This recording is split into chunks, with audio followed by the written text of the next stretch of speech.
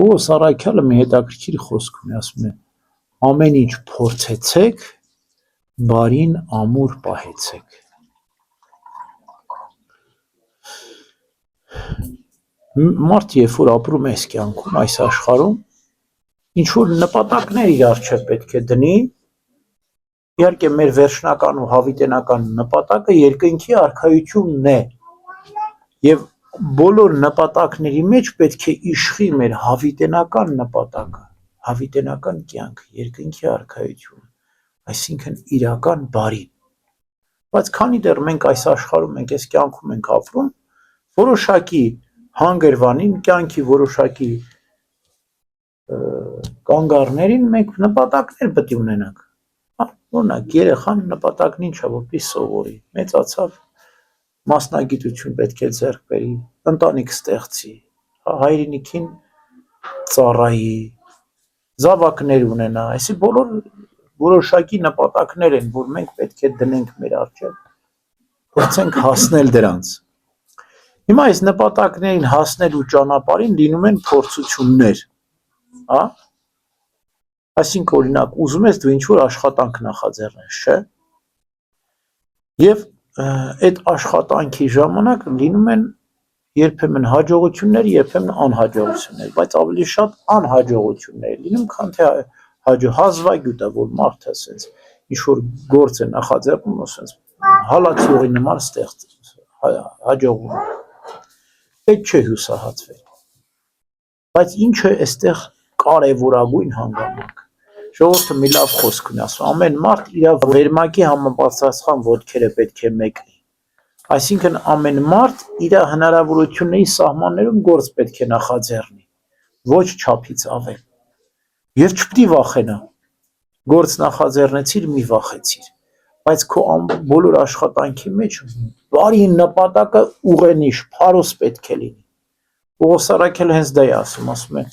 ամեն ինչ փորձեցեք, բարին ամուր պահեցեք։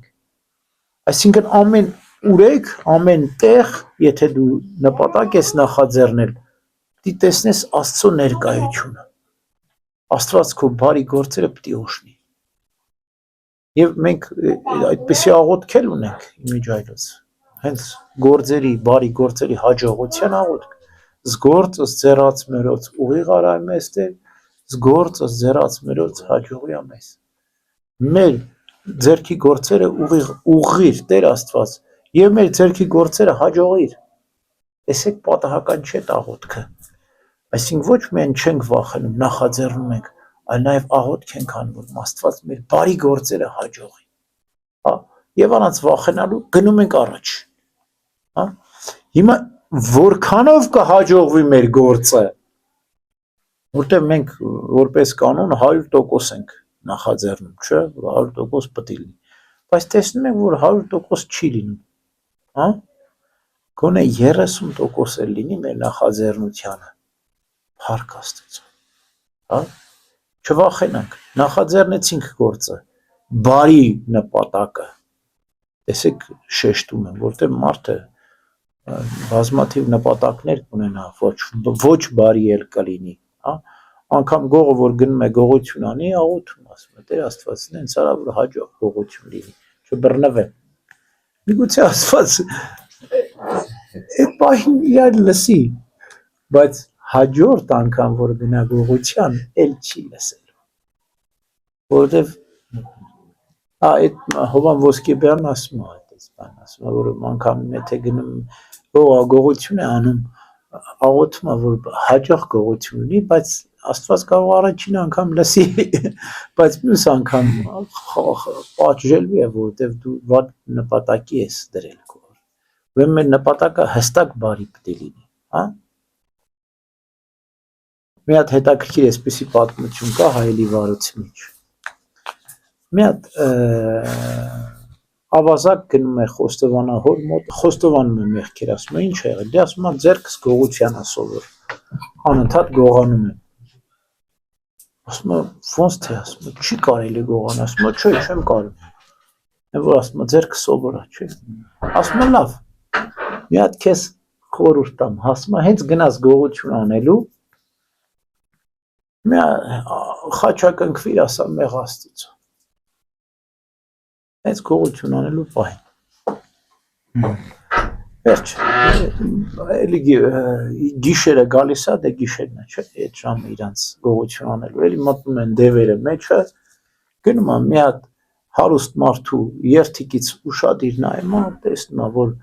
մարդու կնիկ խոսում են, անկողնում մեջ պարկած։ Մարդը կնգան ասում է, այ կնիկ ասում է, հետի գնային 500 ոսկին թաքցրու ասում է։ Ասում է, ես գիշերով ով պետք է մտնի, թող մնա լույսը բացվի, կգնամ կթաքցնեմ։ Ու տեղն էլ իմանում է։ Երթիկից մտնում է, գողանում է, ու դուրս է գալի, մեկ էլ հիշում է Խոստովանահոր ասած, ասում է, որ գողություն անես, մի հատ խաչակնքվիր մեղ Աստծո ասա։ Որ մի հատ խաչակնքվում է մեղ Աստծո ասում, զղջում է։ Վայ, ես ինչ արեցի։ 500 ոսկին էլի վերցնում է, մտնում է երթիկից ներս, հենց այդ պահին էլի դևը մտնում է մեջը։ Ասում ես 500 ուր թողեմ, 250-ը վերցնում է, 250-ը թողնում է։ Դուրս է գալիս, մեկ էլ հիշում է Խոստովանահորը։ Այս խաչակնքվում ասում է մեղ Աստծո, վայ, ասում է էլի մեղ գործեցի։ Մտնում է, հիմա մյուս կեսն է թողնում։ Այդպես թող գնում, գալի մտնում, հելնում, մտնում, հելնում, մտնում, հելնում,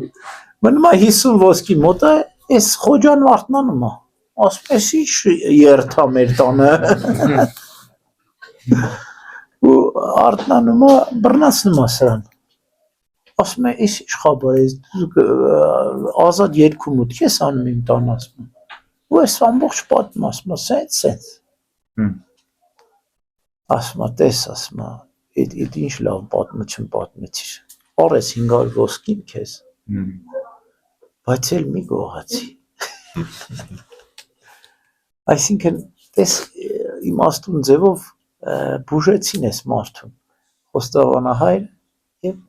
այդ բարի մարդը որներից։ Այո, ասեց վերցրել մի գողացի։ Հիմա մենք ներենք, մեր միջից անենք այդ բոլոր ճարիքը, մեր բարի գործերի նպատակը պետք է լինի բարի։ Եվ այդ բարի նպատակի հասնելու համար մենք անպայման, երբ որ բարի գործերի համար հաջողություն խնդրենք, անպայման Աստծո ներկայությունը զգանորմենք մեր գործերի ընթացքում փորձություններ, դժվարություններ լինելով հանդերձ։ Հա, որտեղ մեր բարի գործը մենակ մեր համար բարի չի։ Սուրբ Գրիգոր Տաթևացին ասում է, երբ որ մարդը բարի գործ է անում, երկիրը շենացնում է, հա, օրինակ աշխատատեղ է ստեղծում։ Շատ բարի գործ է, մարդիկ աշխատում են, հավատքով, հույսով լսում են։ Եվ հատկապես եթե իր բարի գործից էլ նաև կարիքավորներին, աղքատներին բաժին է հանում, սա ավելի ընդունելի Աստծո։ Ուրեմն ամեն ինչ փորձենք, բայց բարին ամուր պահենք։